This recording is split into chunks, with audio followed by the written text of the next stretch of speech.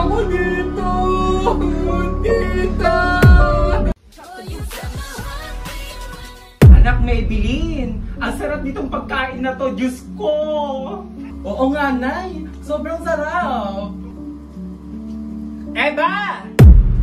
Bakit mo siya tinatawag, Mami? Bibigyan mo din ba siya ng pagkain? Ang swerte naman niya kung bibigyan ko siya ng pagkain. Hello! Magpapakuha lang ako ng tubig dahil nakakabara pala tong pagkain na to. Akala ko bibigyan mo eh. Never! Eva!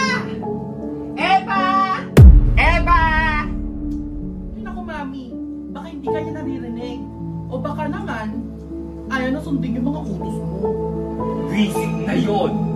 Eh bakit kasi hindi mo mapalayasin yung Eva Cuba na yan, Mami? Visit na yon. Eva! Sundin nga natin doon! Hoy Eva! Andiyan ka lang pala! Ay, bakit po? Kanina pa kita tinatawag, nagtitiktok ka lang pala dyan. Rico po tita! Rico po tita! Nasasaktan po ako! Tama na tita! Nasasaktan po ako! Tama na tita!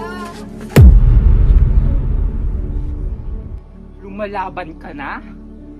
Ha? Mami, nakita mo yun? Lumalaban na siya. Matapang na siya. Tita, tama na po. Tita, tama na po, tita.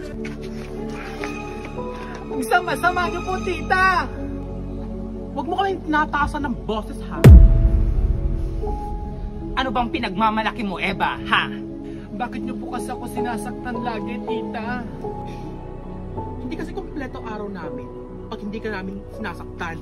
Punyeta ka? Ha? Tama na po, Madam Maybelline.